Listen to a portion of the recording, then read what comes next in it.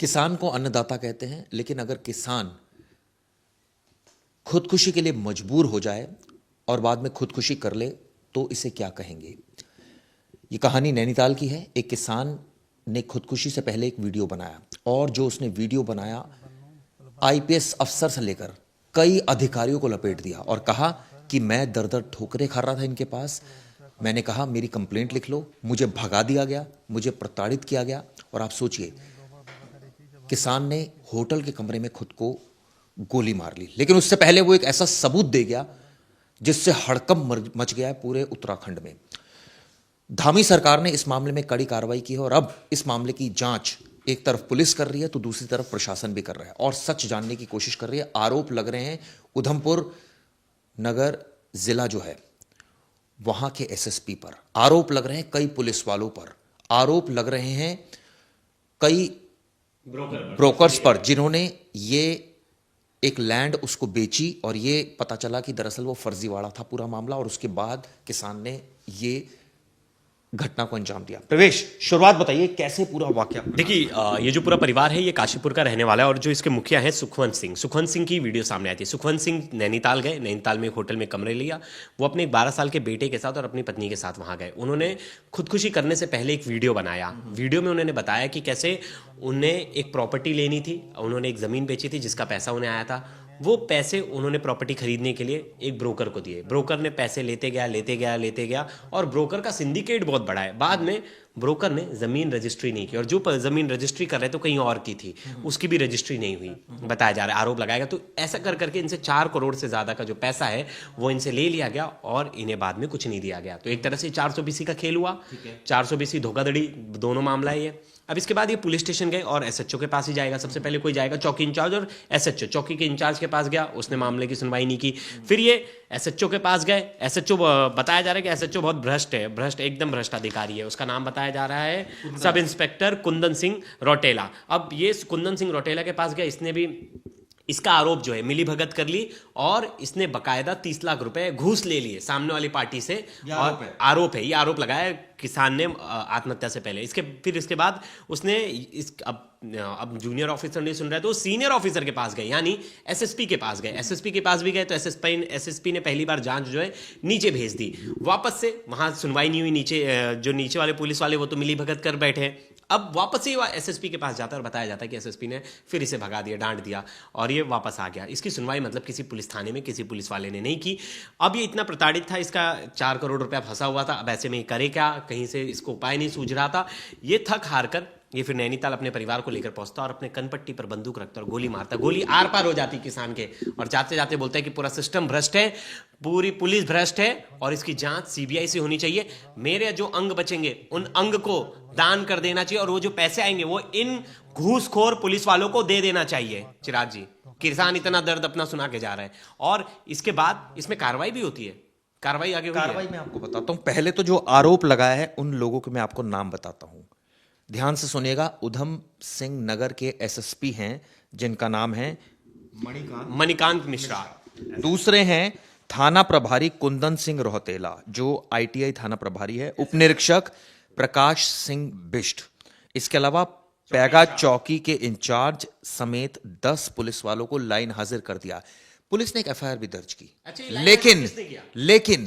लेकिन जो एफआईआर दर्ज की वो की 26 लोगों के खिलाफ कि किसान के साथ धोखाधड़ी की, उसको खुदकुशी उकसाने के आरोप में 26 लोगों के खिलाफ की, लेकिन एक भी पुलिस वाले का नाम उसमें नहीं।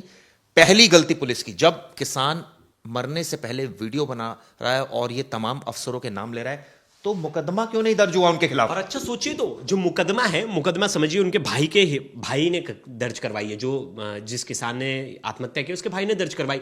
उसके भाई के आधार पर 28 लोगों के खिलाफ, जो 26 लोगों के खिलाफ मुकदमा है उसमें एक भी पुलिस वाला नहीं है, एक भी नहीं।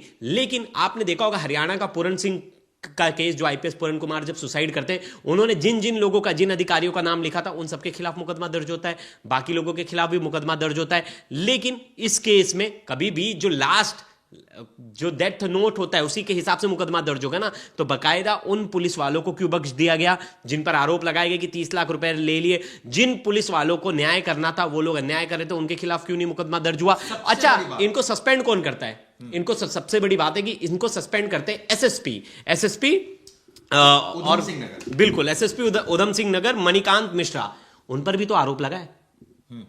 जांच किसके पास है? जांच की अगुवाई कौन कर रहे थे? मतलब जिस एसएसपी पर उस फार्मर ने, उस किसान ने आरोप लगाया है, उस एसएसपी ने इन लोगों को सस्पेंड कर दिया। आप सोचिए, वो सस्पेंशन ऑर्डर अपना निकाल रहा है, 10 पुलिस वालों को सस्पेंड कर रहा है, वो सस्पेंड कर रहा है थाना प्रभारी कुंदन सिंह रौतेला को, वो सस्पेंड कर रहा है प्रकाश सिंह बिष्ट को, वो सस्पेंड कर रहा है दूसरे अधिकारियों को।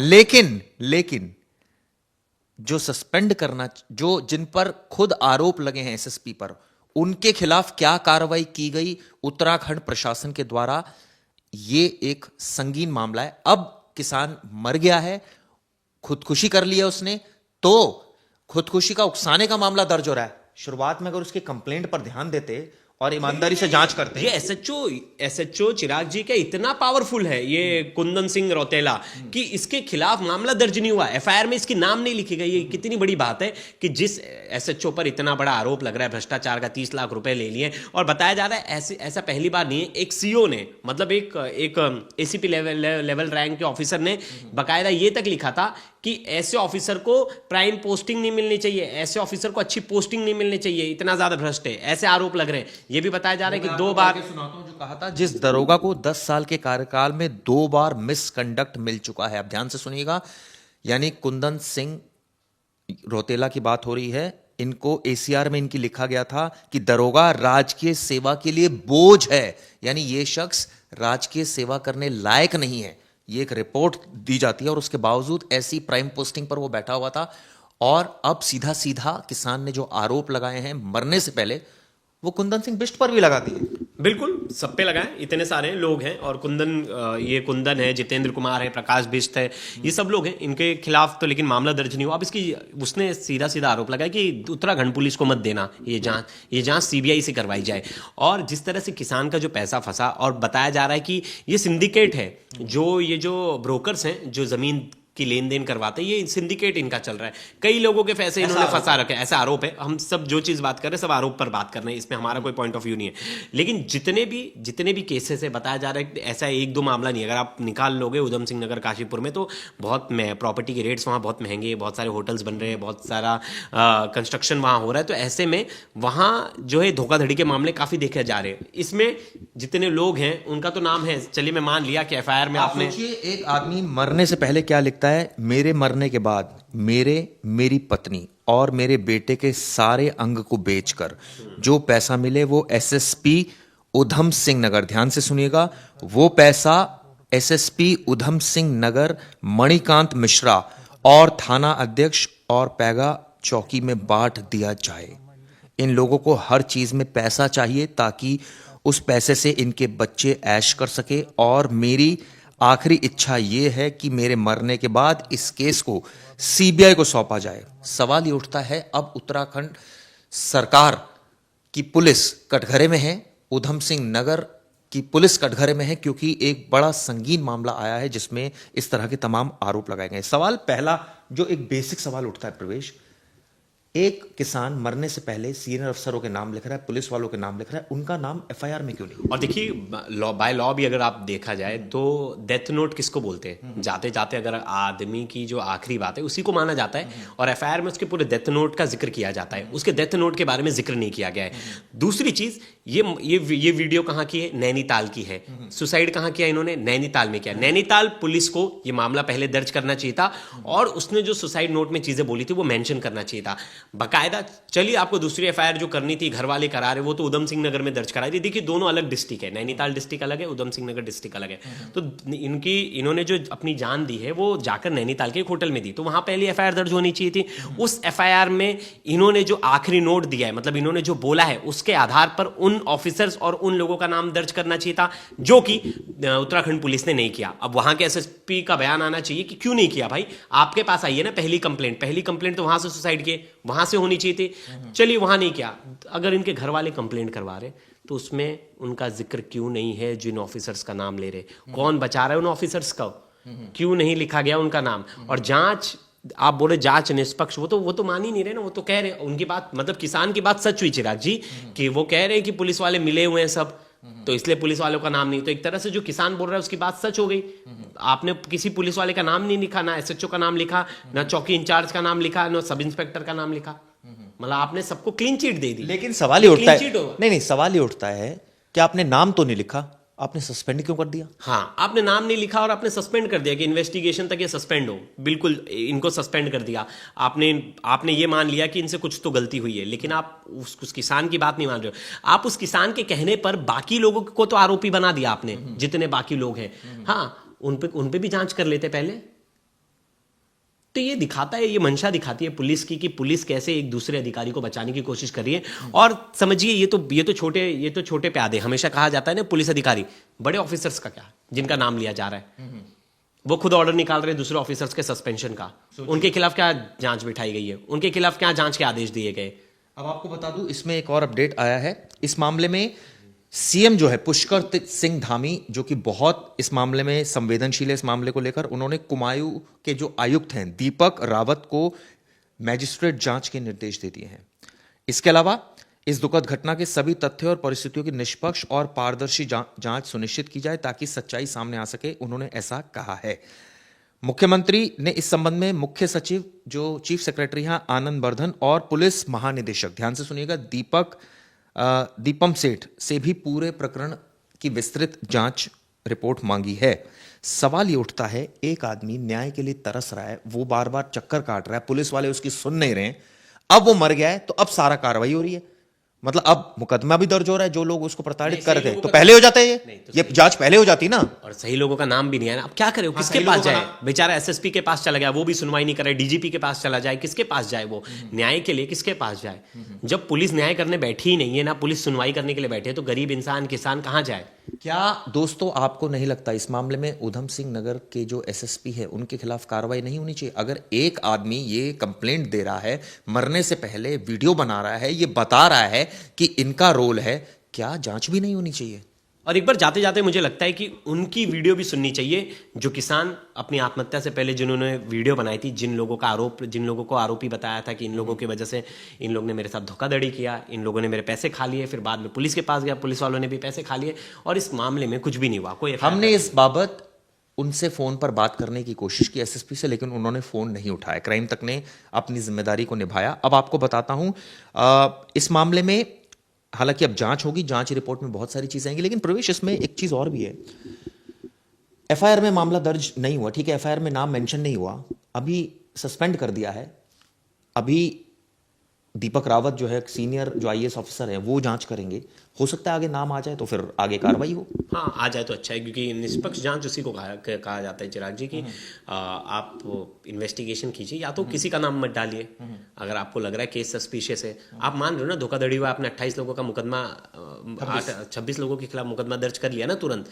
कल तक जो पुलिस वाले धोखाधड़ी नहीं मान रहे थे, कल तक जो पुलिस वाले उस धोखाधड़ी में केस दर्ज नहीं कर रहे थे, आज सेम पुलिस ने उसी धोखाधड़ी के मामले में 26 लोगों के खिलाफ सेक्शन बदल गया ना, प्रताड़ित किया किस लिए? To suicide. किस लिए? पैसे के लिए। हाँ, पैसे के लेन देन के लिए आपने मामला दर्ज कर लिया है उनके बोले में। अगर आपने अमेंडमेंट टू सुसाइड में दर्ज किया है तो बाकी पुलिस वालों को क्यों छोड़ दिया? नाम तो उनका भी लिया है ना, उनको क्यों छोड़ दिया, उनको क्यों बख्श दिया? मुझे तो यही सवाल है, मतलब ये तो डीजीपी से ये सवाल है, सीधा सीधा सवाल है कि एफआईआर में उन आरोपी पुलिस वालों का नाम क्यों नहीं है? चलिए एफआईआर में नहीं है तो अगर आपने जूनियर पुलिस अधिकारियों का निलंबन किया तो सीनियर को क्यों बख्श दिया? अगर गलती जूनियर वसीफ, क्या गलती जूनियर? आप ये मान के चल रहे हो डे वन से, आपने डे वन से क्लीन चिट दे दिया ना एक तरह से, जिस पर आरोप लगे आपने डे वन से क्लीन चिट दे दिया, आपने उसके खिलाफ कोई कार्रवाई नहीं की, मतलब आप मान के चल रहे हो ना कि इसका कोई रोल नहीं है उसमें। क्लीन चिट का मतलब ये होता है कि आप मान के चल रहे हो इसका कोई रोल नहीं है, या तो आप सेम क्योंकि आप सेम कार्रवाई, बिल्कुल आप सेम कार्रवाई पूरे ऑफिसर्स के लिए करते जिन जिनका इन पर आरोप है।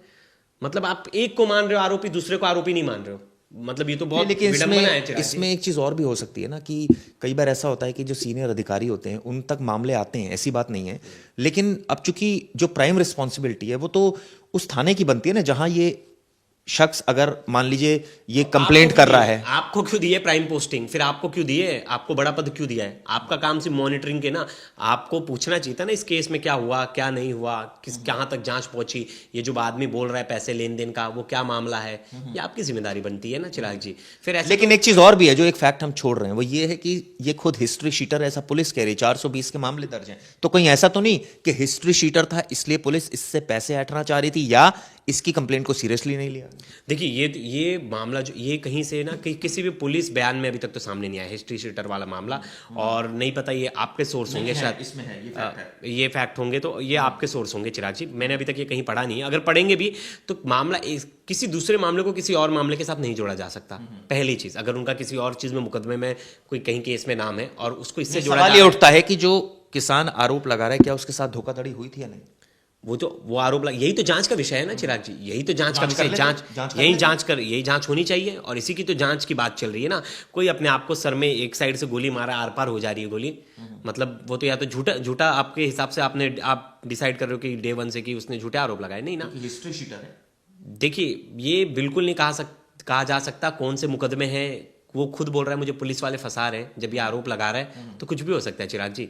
आप डे वन से हम मान के नहीं, जांच होगी जिसमें दूध का दूध और पानी का पानी क्या होगा या नहीं ये देखने वाली बात है। लेकिन आप सोचिए सीनियर अधिकारी के खिलाफ अगर कोई, मुझे याद है पूरन सिंह केस का जो जिक्र किया था खुद प्रवेश ने भी किया, वहां के डीजीपी को हटा दिया गया था शत्रुजीत कपूर को, क्योंकि उस नोट में उनका भी जिक्र था। इसी वजह से क्या एसपी रोहतक को भी हटा दिया गया था, पूरन सिंह कुमार में एसपी रोहतक को। तो फिर आखिर उधम सिंह नगर के जो एसएसपी है, जब उनका नाम है, ये कहा जा रहा है कि प्रताड़ित किया गया है, तो क्या जांच नहीं होनी चाहिए तब तक उनको?